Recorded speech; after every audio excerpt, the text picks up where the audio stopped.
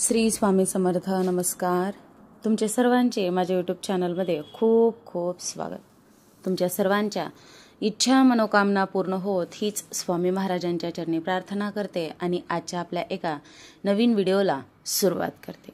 तर बघा, आजच्या व्हिडिओमध्ये आपण पाहणार आहोत तर ते म्हणजे बघा, आपण कुठलीही सेवा करण्याआधी आपल्याला एक कृतज्ञता, एक संकल्प करायचा असतो, एक विनंती करायची असते की आपल्या मनातल्या इच्छा पूर्ण होण्यासाठी महाराजांना. मग आपण जी काही सेवा करत आहोत ती अगदी माझ्याकडून करून घ्या, कारण की जे काही करता करवित आहेत ते स्वामीच आहेत.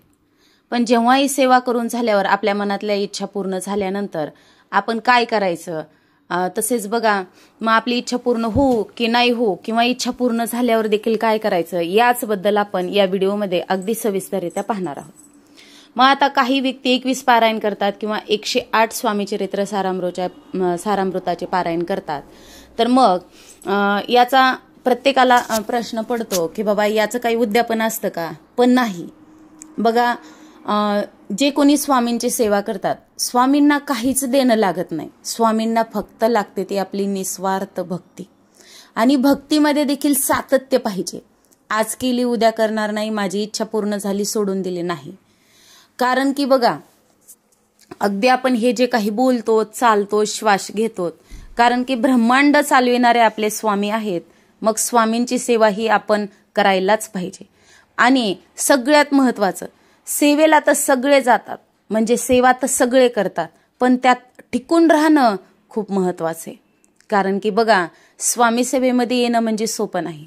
जे नशीबवान भाग्यवान आहेत ना, तेच स्वामी सेवेमध्ये येतात.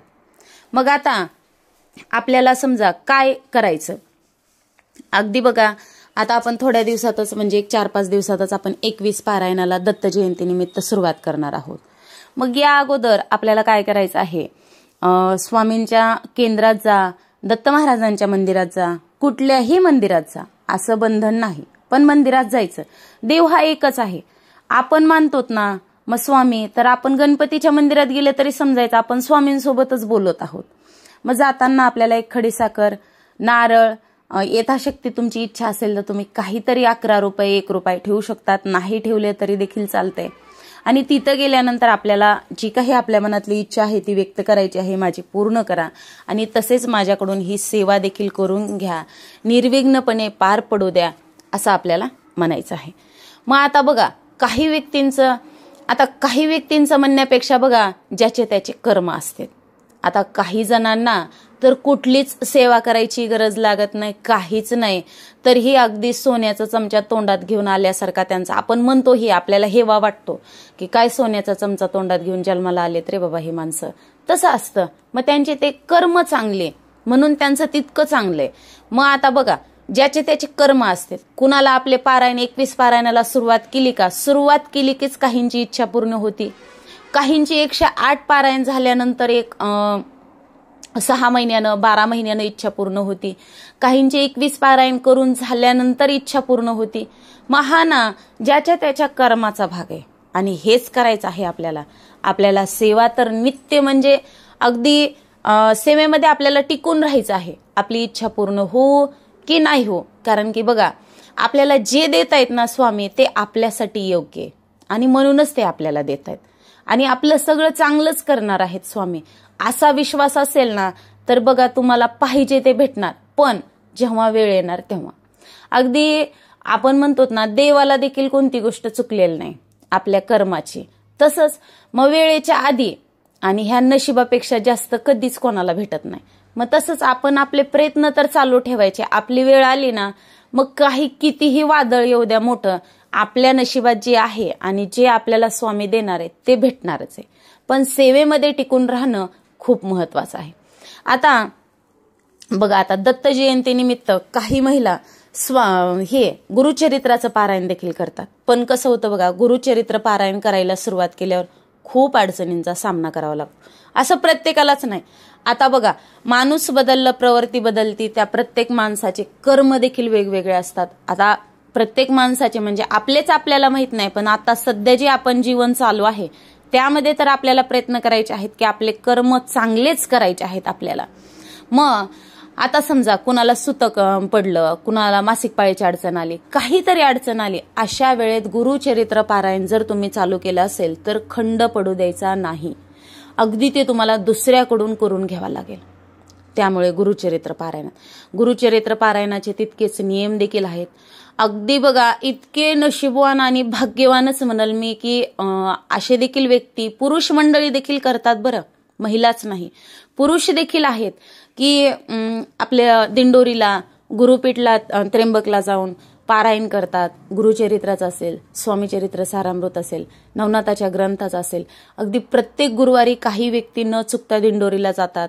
किंवा मग कोणी अमावस्या, पौर्णिमेला अक्कलकोटला, म्हणजे आपली जशी का पंढरपूरची वारी असते ना, त्याचप्रमाणे अक्कलकोटची वारी करतात. पण खरंच ते खूप भाग्यवान आहेत.